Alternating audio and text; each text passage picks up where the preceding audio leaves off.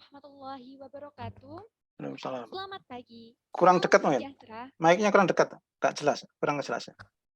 Shalom, Om Swastiastu, Namo Buddhaya, dan salam kebajikan untuk kita semua. Perkenalkan, saya Karima Nurfeikoha selaku moderator pada acara kuliah tamu online 2022 dengan subtema yang akan dibawa pada pagi hari ini yaitu Chang to be an entrepreneur for chemical engineer. Namun, sebelum memasuki materi, izinkan saya untuk mengingatkan kepada para peserta untuk dapat menyalakan kamera dan mematikan mikrofon selama acara berlangsung. Dan bagi peserta yang ingin bertanya, akan terdapat sesi tanya-jawab di akhir sesi materi. Terima kasih. Baik, pada kesempatan kali ini, kita menghadirkan pemateri yang sangat luar biasa sekali, yaitu dari PT Aharu Cakra Indonesia. Kita sebut saja Kak Muhammad Rizal Yuryansyah. Beliau juga merupakan alumni dari Teknik Kimia Politeknik Negeri Malang angkatan 2015. Sebelum memasuki sesi penyampaian materi, izinkan saya untuk membacakan CV beliau. Baik, kepada panitia yang bertugas, dipersilahkan.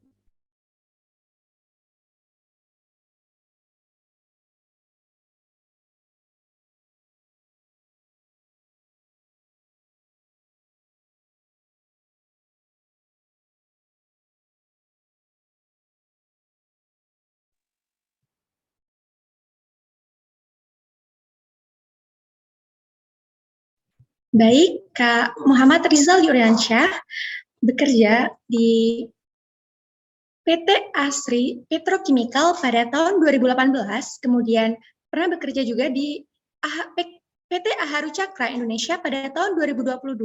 Beliau juga pernah belajar di Politeknik Negeri Malang pada tahun 2015 hingga 2018, kemudian beliau juga melanjutkan belajar di Universitas Jayabaya pada tahun 2019 hingga 2022.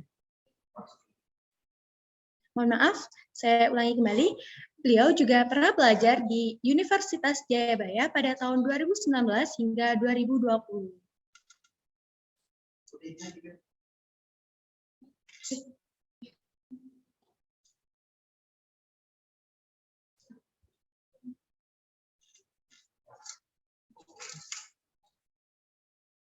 Nah, karena kan dari Kak Rizal sudah berada di sini, bagaimana Kak kabarnya hari ini?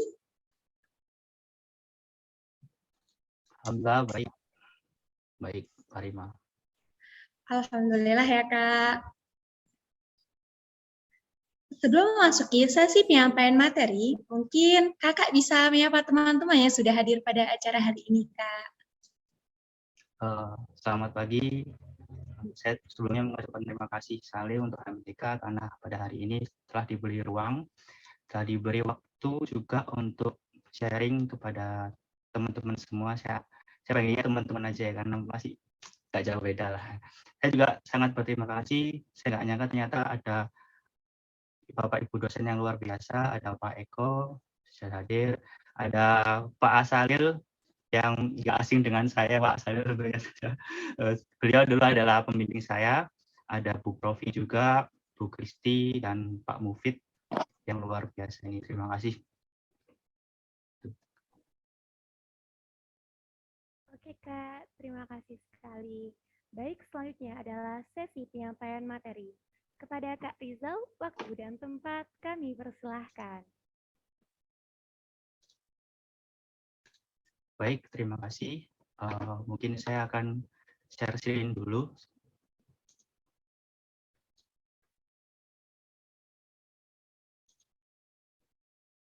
Dari panitia coba mungkin di share screen-nya di ini dulu, di off dulu.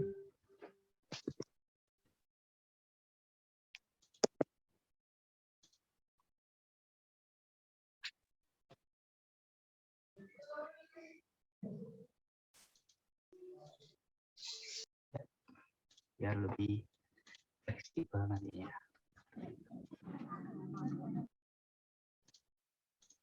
Oke, Assalamualaikum warahmatullahi wabarakatuh. Seperti sebelumnya, saya berterima kasih sekali. Hari ini saya menjadi salah satu pemateri materi kuliah tamu 2022 yang telah diselenggarakan HMTK. Sebelumnya biar enak kita perkenalan dulu. Tadi sudah sedikit disampaikan sama Karima bahwa nama saya Muhammad Rizal Yuliansyah. Biasa itu dipanggil Rizal, atau teman-teman itu ngasih tambahan H ya, jadi Rizal atau gitulah teman-teman dulu. Nah, saya lulusan tahun 2018, ambil D3 waktu itu, jadi masuk 2015. Alhamdulillah sebelum saya wisuda, seminggu sebelum wisuda saya diterima di Chandra Asri Petrochemical. Jadi saya waktu seminggu kerja balik dulu, wisuda dulu, terus balik lagi ke Cilegon lagi. Di sana saya di Chandra Asri kerja selama 3 tahun. Terus waktu baru 3 bulanan saya mengambil S1 di Universitas Jayabaya. Jadi saya menjadi salah satu teman-teman yang bekerja sambil kuliah waktu itu. Lalu saya lulus tahun 2020. Di Chandra Asri saya ditempatkan di wastewater treatment atau pengolahan limbah. Di sana saya responsibility-nya yaitu tentu saja untuk operate pengolahan limbah, analyze sampai improvement. Lalu di tahun 2021 saya resign dari Chandra Asri, membangun perusahaan yang bernama Haru Cakra Indonesia. Nah, untuk gimana Haru Cakra Indonesia ini akan dijelaskan nanti di belakang. Tapi yang pertama kita akan coba gimana sih industri di Chandra Asri Petrochemical, seperti itu. Nah, Chandra Asri Petrochemical itu basically dia itu petrochemical producer. Jadi dia itu bikin biji plastik dari naftalen. Seperti inilah model pabriknya, jadi sangat kompleks sekali. Saya dulu di utilitas untuk bertanggung jawab untuk pengolahan limbah. Gimana limbah itu sampai kita kirim ke alam itu tetap tidak melewati ambang batas. Nah, Chandra Asri Petrochemical ini berada di Cilegon. Nah, banyak sekali teman-teman teknik kimia di sana, khususnya Politeknik Negeri Malang. Ketika saya masuk, saya hitung itu ketika kita gathering itu hampir ada sekitar 40-an. Nah, 40-an orang lah, hingga 50-an kalau nggak salah. Nah, apakah seorang teknik kimia Politeknik Negeri Malang itu hanya diam saja di pabrik? Tentu tidak. Kita juga mengikuti berbagai lomba. Salah satunya adalah FI Corporate Convention. Nah, FI ini adalah fokus improvement. Jadi kita mengembangkan atau improve alat. Di sini teman-teman saya perkenalkan teman-teman dari teknik kimia semua. Ini ada mungkin Bapak dosen juga beberapa kenal, ada Mas Handoko tahun 2003 yang membimbing kami, dan kita tidak sengaja, alhamdulillah dari kompetisi grup hingga kompetisi corporate kita bertemu, kita saling melawan, kita saling memunculkan ide masing-masing demi departemen kita.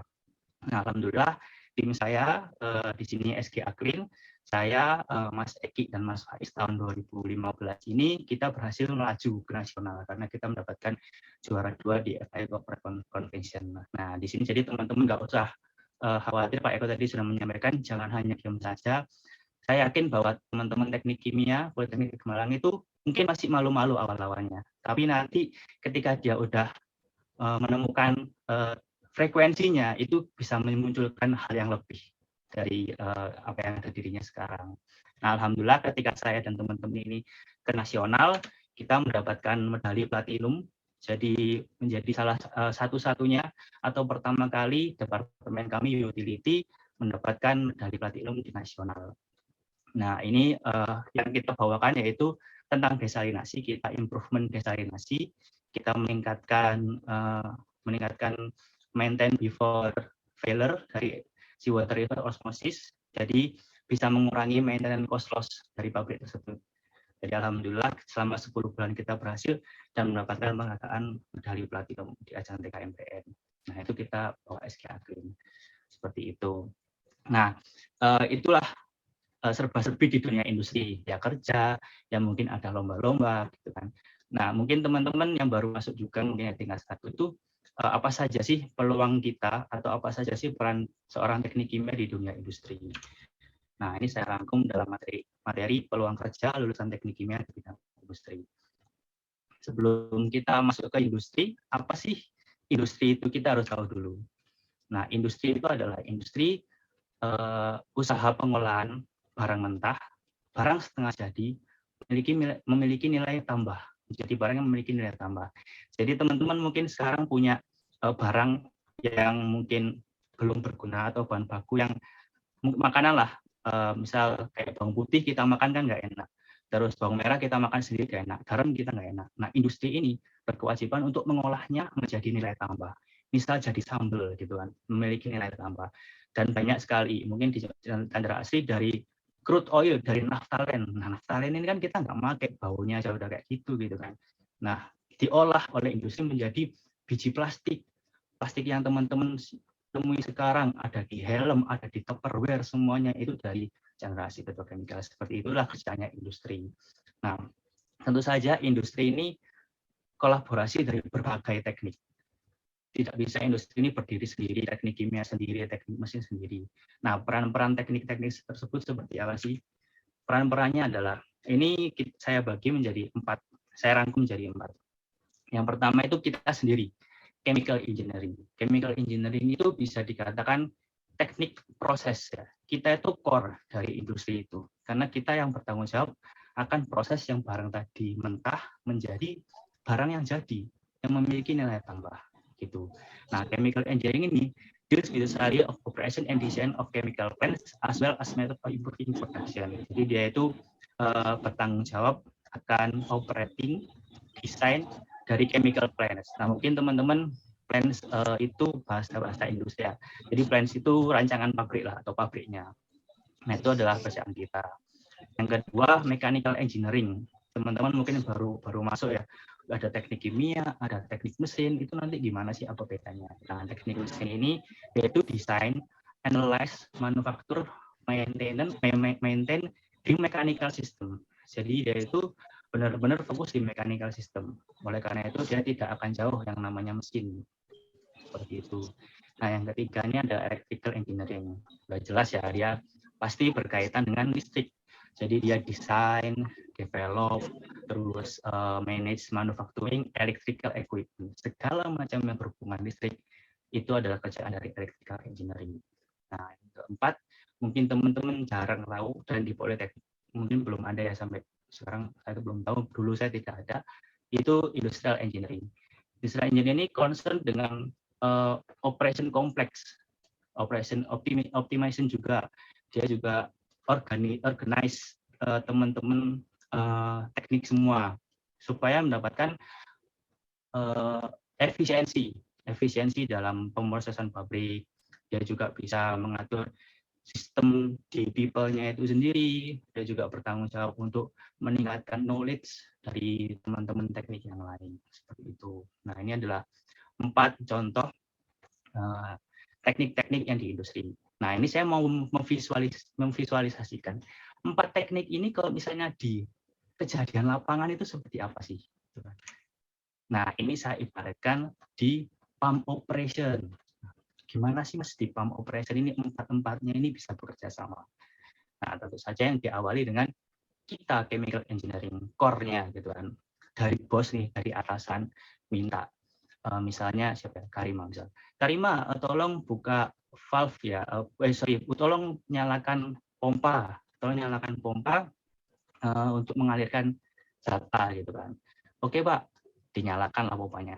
Gitu kan, nyala set. Nah, itu targetnya itu misal pressure-nya itu 3 bar gitu kan. Misal 3 bar. Karima lihat kok nggak nyampe 3 bar ini ya. Kenapa ya? Terus dia kontak bosnya. Pak, ini tuh pompanya nggak bisa sampai 3 bar, Pak. Gimana, Pak? Oke, langsung switch, ganti pompa aja. Matikan langsung ganti pompa gitu kan. Atau pompa yang kiri dinyalakan dulu. Kayak SOP-nya gitu ya. Sebelum kita matikan pompa itu pompa yang satunya dinyalakan dulu, baru yang satunya dimatikan. Oke, Pak, yang kiri dinyalakan dulu, terus yang kanan dimatikan. Nah, yang kiri bagus nih sampai 3 bar gitu kan. Nah, yang kanan ini kan kita masih PR gitu kan. Kenapa ya nggak sampai 3 bar ya? Akhirnya kontaklah orang mekanik. Coba dong cek, mungkin ada di turbinnya atau ada yang bocor gitu kan. Dicek sama mekanik. Waduh, ini kayaknya bagus-bagus saja sih. Kenapa ya? Mungkin dari segi motornya ini. Oke, kalau gitu kita kontak elektrik gitu kan. Nah, kan motornya berkaitan dengan listrik kan. Kontak elektrik cek lah ampernya segala macam gitu kan. Oh, masih bagus ini. ambilnya masih bagus gitu kan. Kenapa ya kira-kira ya? Ternyata ada masalah di olinya kita nggak rutin ganti gitu kan. Wah, ternyata masalahnya di sini kan. Olinya nggak rutin ganti sehingga bearingnya panas, ada vibrasi, terus pressure-nya nggak nyampe 3 bar. Nah, disinilah peran seorang industrial engineering gitu kan. Dia arrange gitu kan. Bilang kepada chemical sendiri, bilang kepada mechanical, bilang kepada elektrik bahwa pompa ini tuh harus di ini dicek setiap 1 shift sekali gitu kan, di setiap 1 shift sekali atau di setiap 2 shift sekali gitu. Nah, itulah keempat-empatnya berkolaborasi. Ini visualisasi cara lapangan seperti itu. Nah, jadi di dunia industri tetap kita chemical engineering membutuhkan membutuhkan banyak aspek, banyak teman-teman dari teknik kayak gitu. Nah, kita udah tahu nih, ternyata chemical engineering itu core-nya ya Mas. Kita itu yang menganalisa awal gitu kan, adanya sebuah defect atau kita pun juga bertanggung jawab atas semua proses gitu kan. Jadi kita nanti berada di industri apa aja Mas? Nah, industri kita banyak sekali. Tentu saja yang bisa teknik kimia itu bertanggung jawab akan proses di industri tersebut. Yang pertama ada petrochemical. Tentu saja petrochemical ini lekat akan kimia, lekat akan teknik kimia. Nah, yang kedua ini ada kilang minyak, nanti offshore. Tentu saja oil, kita juga teknik kimia juga mengerjakan itu. Terus ada food and beverage, dari yang matang sampai yang mentah, gitu kan.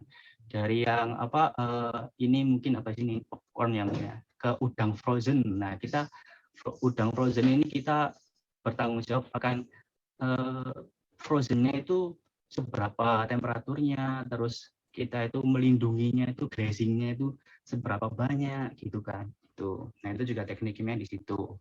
Terus yang selanjutnya sabun itu kan, skincare kan teman-teman, sekarang itu lagi booming banget skincare. Nah, ini juga pasti untuk formulasinya pasti butuh teknik kimia.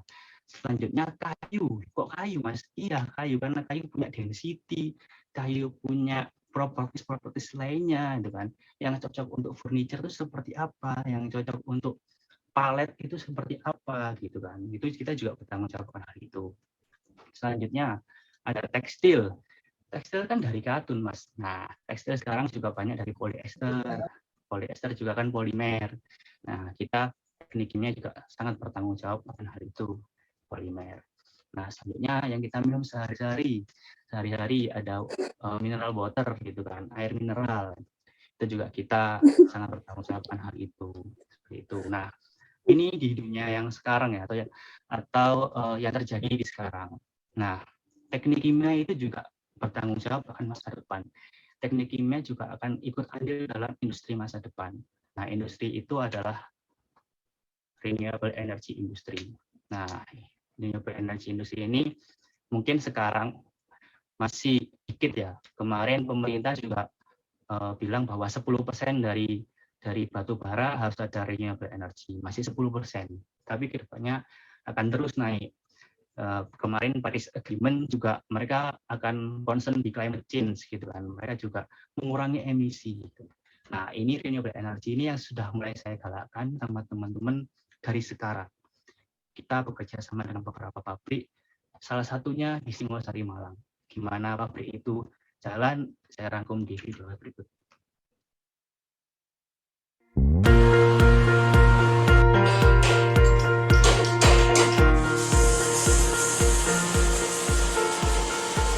Wood pellet atau pelet kayu adalah serbuk kayu yang telah dimampatkan melalui tekanan dan panas, sehingga mempunyai nilai kalor bakar yang lebih tinggi dari bahan penyusunnya.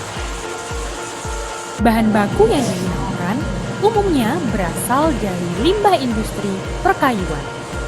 Sifatnya yang mudah terbakar dengan nyala api yang bagus menjadikan wood pellet sebagai salah satu bahan bakar alternatif energi terbarukan. Bagaimana limbah kayu dapat diubah menjadi salah satu alternatif sumber energi terbarukan? Inilah cara pembuatan wood pellet. bahan baku yang dikumpulkan dibawa menuju mesin pelletizer. Kompresi mesin ini menghasilkan panas untuk mengeluarkan zat yang bernama lignin dalam kayu, yang berfungsi sebagai perekat alami. Jadi, pelet bisa terbentuk tanpa menggunakan zat aditif ketika dikompresi. Serbuk kayu juga langsung dipadatkan dan dipotong, yang kemudian lanjut melewati belt conveyor menuju silo pendingin. Nah, baru dari proses ini keluarlah hasil akhirnya menjadi wood pellet. Untuk menampung wood pellet yang selanjutnya menuju bagian pengepakan. Di bagian ini, kapasitas berat wood pellet yang akan dimasukkan ke dalam karung jumbo bag diatur secara otomatis. Setelah karung penuh, kemudian dipindah ke tempat storage product. Wood pellet dipasarkan ke pasar lokal dan internasional. Untuk pasar internasional, pada tahun 2021, produk wood pellet dari Indonesia sudah diekspor ke 14 negara dengan total 1,4 miliar kilogram atau senilai dengan 99 juta US dollar. Jepang dan Korea adalah dua negara pengimpor terbesar wood pellet dari Indonesia. Mengingat wood pellet merupakan salah satu jenis bahan bakar alternatif energi terbarukan yang ramah lingkungan dan pemakaiannya akan semakin tinggi di masa yang akan datang, wood pellet memiliki potensi ekspor yang lebih luas lagi nantinya. Tertarik melirik usaha wood pellet? Don't forget to join with us.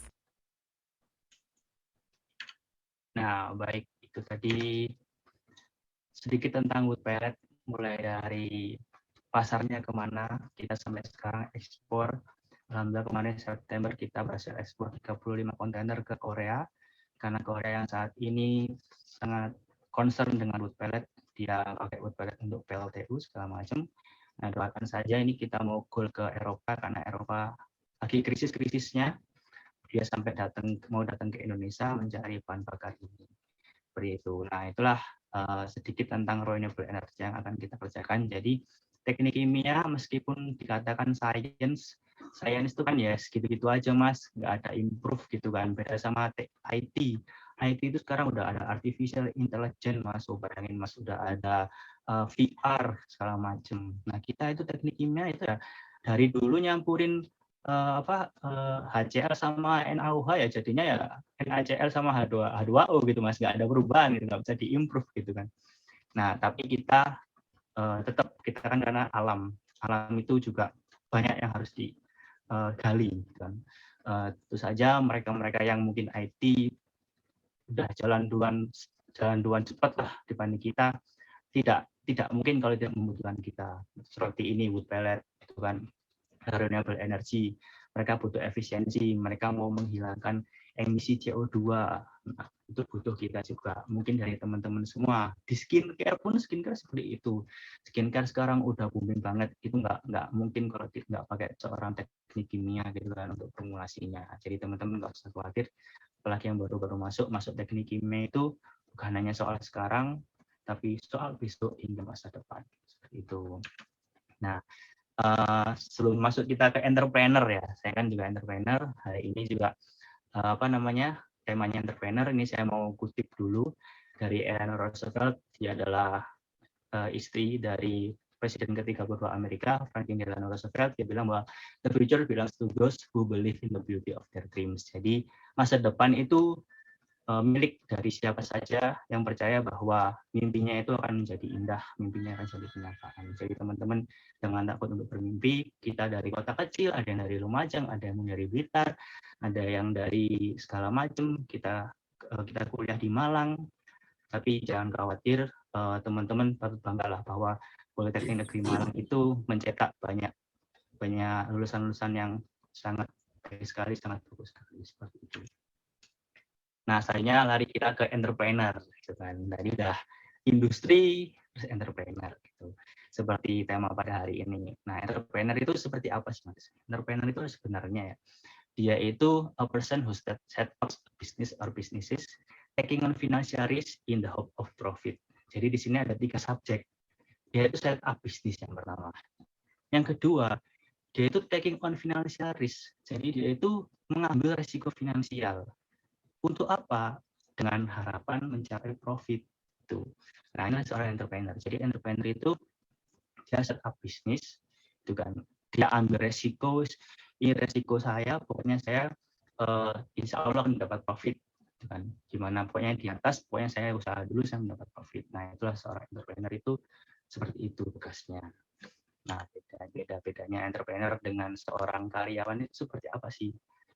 Di lingkungan kan, atau di suasana kerja. Karyawan itu saya gambarkan seperti kantor.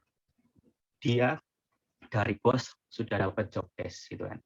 Dia dapat job description bahwa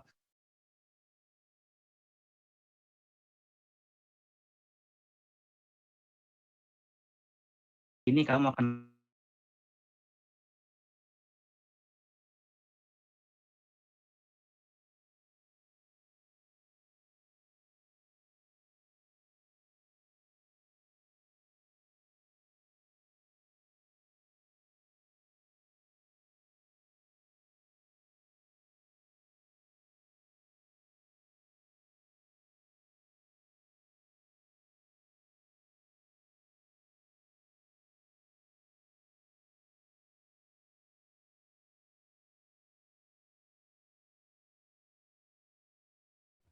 Baik, kepada teman-teman maupun para dosen, untuk materinya mungkin sedang terkendala jaringan, dan untuk teman-teman bisa menyiapkan pertanyaan selagi materi sedang terkendala jaringan. Terima kasih. Ya, baik, mohon maaf ada kendala jaringan. Kita lanjut lagi. Terus bedanya itu apa? Itu kan. Nah, seorang di karyawan itu udah tahu kan, saya sudah jelasin tadi bahwa kita udah tahu job desk-nya yang dari atasan itu seperti ini, gitu kan. Kedepannya seperti apa? Nah, itu saya gambarkan dalam sebuah kantor. Di situ sudah ada sistemnya, gitu kan. Dari bos sudah mengarahkan bahwa hasil kamu nanti dibuat seperti ini, hasil analisa kamu bakal dibuat seperti ini. Tapi seorang entrepreneur itu tidak seperti itu. Entrepreneur itu diibaratkan kita hidup di alam liar. Kita nggak tahu apa yang kita lakukan ini akan berhasil atau enggak. Kita harus tahu jalan mana yang kita pilih. Kita harus create a path, kita harus cari jalur sendiri. Nah, itu seperti itu bedanya entrepreneur dengan employee dari segi lingkungan, dari segi suasana kerjanya. Nah, beberapa perbedaan juga bisa dilihat di sini bahwa employee itu seek direction while entrepreneur create a path. Jadi si pegawai ini dia itu selalu mencari direction, atau dia itu udah tahu lah jalurnya, itu kan. Sedangkan entrepreneur itu dia yang buat jalur sendiri. Itu. Nah, yang kedua itu ada employee itu take a few risks, while entrepreneur live for them. Jadi seorang pegawai itu dia itu mengambil beberapa resiko, atau ya mengambil hanya beberapa resiko lah. Jadi kalau misalnya resiko terlalu besar, dia nggak ambil. Tapi kalau entrepreneur, dia selalu hidup dengan resiko.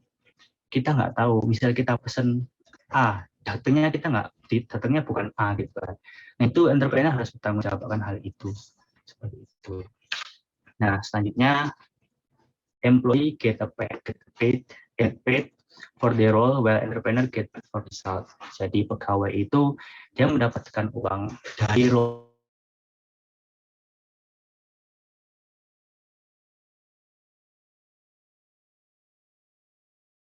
role-nya. Halo? Ya. Sedangkan sedangkan entrepreneur dia itu mendapatkan uang, atau mendapatkan uang lah ya, dari result, dari hasil yang dari usaha yang udah dia keluarkan, dan itu hasilnya seperti itu. Nah, itu yang dia dapatkan gitu. Nah, lalu yang keempat ada employee are responsible for some decision, while entrepreneur are responsible for them all. Jadi karyawan itu tanggung jawab untuk hanya beberapa keputusan, sedangkan entrepreneur itu bertanggung jawab akan semua keputusan, entah itu positif, entah itu negatif. Ketika sudah memutuskan, seorang entrepreneur harus bertanggung jawab akan hal itu semua. Nah, itulah beda dari employee dan entrepreneur. Nah, selanjutnya bagaimana sih tips dan trik untuk start a business gitu kan? Kita udah tahu tuh bahwa bedanya karyawan sama entrepreneur. Tadi saya juga dengar dari ketua HMTK ya bilang kita nggak akan selamanya kerja di pabrik gitu kan. Itu nggak terpikirkan sih saya dulu waktu kuliah. Dan ya, itulah bedanya generasi zaman sekarang, dia udah melihat jauh gitu kan, sudut pandangnya dia udah jauh. Nah, teman-teman yang mungkin mau mulai lulus, ketika pertama lulus ataupun nanti mau kerja dulu, mau ambil seorang entrepreneur, menjadi seorang entrepreneur atau mau start a bisnis. Nah, ini saya kasih beberapa tips dan triknya. Nah, yang pertama itu mulai dari kecil dahulu. Jadi teman-teman jangan berpikiran terlalu besar bahwa nanti akan seperti ini dengan skala yang besar. Nah, itu nanti malah nggak jadi-jadi. Nah, itu yang kecil-kecil dahulu. Kita udah sekarang itu di 4.0 ya, kita udah punya gadget, kita sudah dikelilingi oleh banyak e-commerce. Itu teman-teman mulai jualan dulu aja lah, dikit-dikit sambil product knowledge ya. Misal teman-teman mau jualan skincare di situ mau jualan dikit-dikit dulu, teman-teman ambil dari supplier, teman-teman jual di Shopee dikit-dikit dulu aja. Dari situ teman-teman bisa tahu, oh formulasinya itu skincare seperti ini ternyata yang bagus untuk kulit A, kulit B, kulit C. Jadi teman-teman dapat product knowledge tuh ya. Nah, itu teman-teman, oh berarti arahnya nanti aku bisa buat kayak gini gitu. Aku bisa buat brand sendiri seperti itu. Nah, itu makanya mulai dari yang kecil dahulu sampai pelajarin product knowledge-nya. Nah, teman-teman juga dari yang kecil ini juga udah mulai cara gimana marketing gitu kan, cara gimana ambil networking sama teman-teman di luar sana yang belum kenal gitu kan. Nah, makanya awal itu dari kecil dahulu aja lah. Nah, selanjutnya kalau udah jalan, nah teman-teman harus mengatur neraca keuangan. Ketika teman-teman misal punya untung 1 juta gitu kan, si A ngabisin 1 jutanya, wah aku dapat 1 juta nih, aku habisin lah buat makan, buat sama teman-teman, habis lah. Nah, itu buat modal, berarti kan modalnya yang tadi nih. Nah, yang tadi itu berarti kan dia beli barangnya itu kan sama kan dengan modal segitu juga. Nah, ketika kita bisa mengatur neraca keuangan, kita bisa istilahnya kita empet lah. Ketika kita dapat 1 juta, misal modal awal itu kita 500.000, dapat 1 juta. Nah, 1.500.000 ini kita beliin bahan baku kan bisa dapat lebih banyak tuh. Nah, kita jual dengan skala yang besar juga. Egonya kita itu ditekan dulu lah kalau mau entrepreneur untuk mau menjadi sukses. Yang penting kita suka dengan apa yang kita jalanin. Teman-teman suka dengan skincare, mau jualan skincare gitu kan.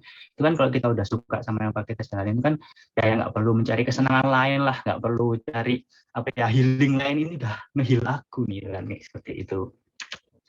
Nah, selanjutnya setelah kita udah bisa mengatur neraca keuangan, kita bisa melakukan penjualan dengan skala yang lebih besar. Tuh teman-teman, dari yang tadi kata saya modal 500.000, untung 1 juta, kita bisa beli bahan baku lagi dengan 1.500.000. Terus dengan skala yang lebih besar, terus sampai berjalan lah, sampai teman-teman nggak bisa handle lagi. Ini udah terlalu besar. Nah, gimana kalau nggak bisa handle lagi? Nah, kalau bisa nanti kita harus mendelegasikan orang untuk sebuah jobdesk. Nah, jadi teman-teman nggak usah bingung gitu kan, misalnya aku bisa ngerjain ini semua, timbangannya nge-hire orang, mending tak kerjain sendiri. Nah, entrepreneur itu nggak seperti itu. Teman-teman harus memisah lah pemikiran teman-teman, satu untuk kerjaan, satu untuk kedepannya itu gimana. Harus sudah dipilah-pilah. Nah, kalau misalnya teman-teman ngurusi kerjaan dengan work rate yang seperti itu gitu kan, jadi seorang entrepreneur, maka teman-teman akan stuck di situ terus gitu. Kalau misalnya teman-teman mendelegasikan orang, misal di lapangan yang ambil bahan baku di tempat A, udah kamu aja. Nah, teman-teman kan rasa capeknya kan bisa berkurang, teman-teman bisa memikirkan hal yang lain. Oh, nanti gini ya, nanti bikin bisnis atau bikin plan yang seperti ini lagi lah. Gitu. Nah, itu harus dipilah-pilah. Jadi kalau entrepreneur jangan malu untuk mendelegasikan orang untuk sebuah sukses. Mungkin bakal dapatnya nggak banyak karena memang kita spare untuk orang itu kan, kita kerjasama misal berapa persen. Tetapi dari dikit-dikit itulah bisnis kita bisa sustain. Yang penting itu jalan dulu. Itu seorang entrepreneur itu untuk masalah jumlah uangnya itu di nomor berapakan dulu lah. Yang penting kita goal dulu. Yang penting kita bisa jalan dulu seperti itu. Nah, selanjutnya ini jangan berhenti untuk berinovasi. Jadi teman-teman udah mendelegasikan orang, teman-teman udah ada waktu yang bisa di-spare untuk berinovasi. Jadi misal jualan skincare di Shopee. Oh, jualan skincare di Shopee ya. Udah jalan nih. Aku mau inilah coba branding sendiri lah. Aku ambil dari misal supplier A, dia bisa buat skincare, aku mau branding sendiri. Teman-teman udah bisa arrange tuh, oh nanti kayak gini. Atau inovasi misal kayak dari segi botolnya, dengan misal teman-teman jual parfum gitu kan. Dari segi botolnya biar enak dibawa tuh kayak gimana ya gitu. Nah, teman-teman di sini juga harus sama customer itu harus ada hubungan timbal balik. Misal kira-kira gimana Pak produk saya, apakah ada saran atau gimana? Nah, itu jangan mengindahkan saran mereka. Mungkin memang saran mereka ada yang bisa dipakai atau enggak. Cuman tampung dulu aja lah. Di situ kan kita dapat insight baru gitu kan. Seperti itu. Nah, selanjutnya baru merencanakan bisnis baru atau mengembangkan bisnis yang sudah berjalan. Ini ada dua opsi. Kalau teman-teman rasa yang bisnis yang sudah berjalan mau dikembangkan harus butuh modal besar atau gimana gitu kan, ya jalan dulu aja lah, teman-teman udah bisa autopilot di situ. Nah, teman-teman bisa merencanakan bisnis baru, teman-teman bisa set up bisnis lagi, teman-teman bisa taking financial risk lagi untuk mendapatkan profit lagi, seperti itu.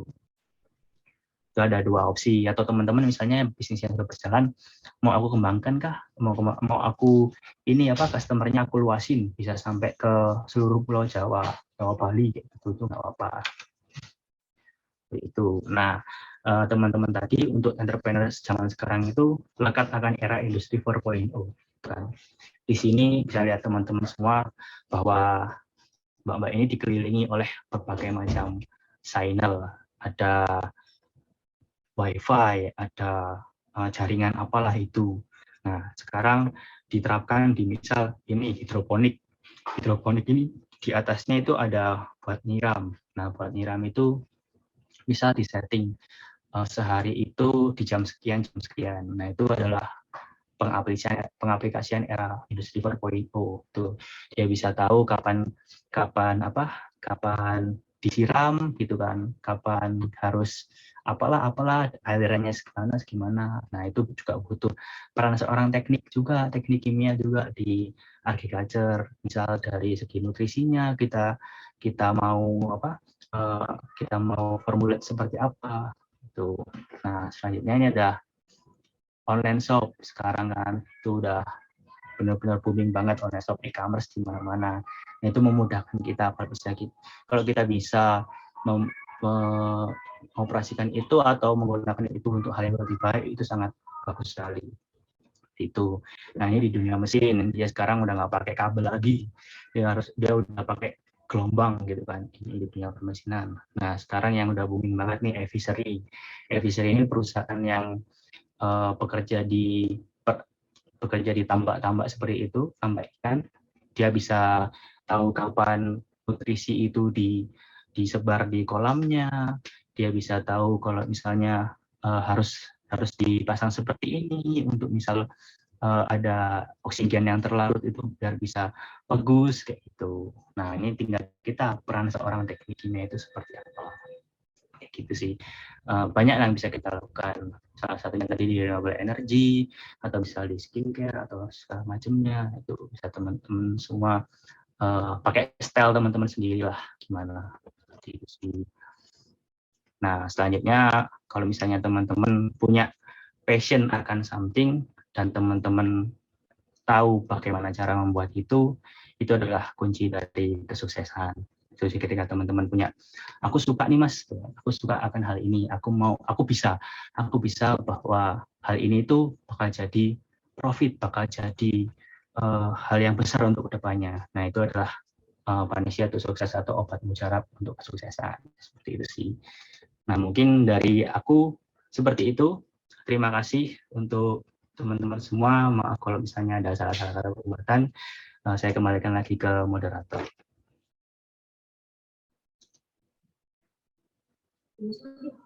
Baik, terima kasih kepada Kak Rizal atas materi yang telah disampaikan.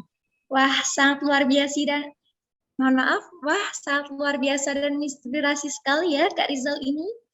Semoga dari peserta kuliah tamu online 2022 ini dapat termotivasi dari apa yang telah dipaparkan oleh Kak Rizal. Baik, selanjutnya memasuki acara sesi tanya-jawab. Bagi peserta yang ingin bertanya, dapat mengetikkan pertanyaan di dalam room chat Zoom meeting dengan format kelas _prodi _nama lengkap _izin bertanya. Contoh, 2B_D3 Nuril Kusumanging Tias _izin bertanya _pertanyaan. Mengingatkan kembali kepada peserta yang ingin bertanya, dapat mengetikkan pertanyaan di dalam room chat Zoom meeting dengan format kelas _prodi _nama lengkap _izin bertanya _pertanyaan. Contoh, 2B_D3 Nuril Kusumanging Tias _izin bertanya _pertanyaan. Baik, sambil menunggu adanya pertanyaan yang masuk, saya mohon izin kepada Kak Rizal untuk dari Rama_Devana. Pertanyaannya yaitu, bagaimana cara mendapatkan sertifikasi sebuah produk sebelum menjangkau pasar lebih luas? Baik, kepada Kak Rizal, waktu dan tempat kami persilahkan untuk menjawab pertanyaan tersebut. Oke, untuk mendapatkan sebuah sertifikasi, bagus banget nih pertanyaannya. Tentu saja sekarang itu lagi sering banget ya, kayak sweeping dari pemerintah bahwa produk ini tuh belum layak, belum tersertifikasi gitu kan, apalagi di BPOM seperti produk-produk obat dan makanan seperti itu. Nah, yang penting kalau kita sertifikasi itu pemerintah sekarang alhamdulillah itu sangat mendukung. Ketika kita punya produk bagus dan kita kerjanya benar ya, nggak asal-asalan, misal bahan A, B, C yang tidak sesuai dengan kegunaannya itu kita masukkan, nggak seperti itu. Kita udah bagus lah, ini udah sesuai sama ini Pak, saya juga seorang teknik kimia, saya tahu lah MSDS-nya segala macam. Nah itu teman-teman nggak usah bingung, sekarang teman-teman udah didukung oleh pemerintah. Yang penting kalau pemerintah sekarang itu harus ada NIB ya. NIB itu nomor induk berusaha. Teman-teman daftar dulu, nanti ada OSS namanya. Nah, OSS seperti itu, teman-teman daftar bahwa teman-teman di situ menunjukkan kalau teman-teman itu berusaha, punya usaha. Nah, di situ ada sertifikat nanti, ada nomor induk berusaha. Misal, siapa tadi namanya, Karima? Sorry. Yang bertanya? Kak Ramadevana. Oke, Ramadevana punya usaha makanan gitu kan. Nah, saya mau BPOM nih Mas. Tuh si Rama ini harus daftar dulu di OSS itu kan, nomor induk berusaha dapat, terus bisa lah nanti ke BPOM mengajukan produk saya ini, sampel saya ini, saya mau sertifikasi makanan saya atau produk saya untuk bisa dipasarkan ke lebih, misalnya cangkupannya lebih luas, seperti itu.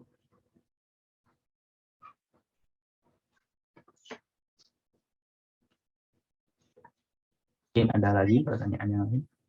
Baik Kak, terima kasih atas jawabannya. Selanjutnya ada pertanyaan dari Hafiz, yaitu sebagai chemical engineer yang ingin berwirausaha, apa saja faktor yang penting yang harus diperhatikan? Dan apa yang harus dilakukan apabila pada pertengahan proses itu mengalami kegagalan? Baik, kepada Kak Rizal, waktu dan tempat kami persilahkan untuk menjawab pertanyaan dari Hafiz. Oke, Hafiz, luar biasa sekali ya pertanyaannya. Sering terjadi, Hafiz. Itu bukan hal yang jarang lah. Ketika kita sedang berproses ataupun kita sedang mengerjakan sesuatu, di tengah-tengah itu terjadi kegagalan. Nah, itu makanya itu tadi saya bilang bahwa entrepreneur itu hidup dengan resiko. Itu hidup dengan resiko. Nah, tugas kita seperti apa? Kita itu harus step by step lebih bagus dari sebelumnya. Kita harus bisa analisa kira-kira ini gagal seperti apa ya, apa yang harus kita lakukan gitu. Tidak usah berkecil hati. Nah, itu kita juga patut bersyukurlah bahwa Tuhan kita yang di atas sudah membimbing, saya udah melancarkan kita sampai seperti ini. Nah, kita harus belajar lagi nih ketika dapat kita dapat kegagalan proses atau ada proses yang defect gitu kan. Nah, itu pentingnya kita harus berinovasi.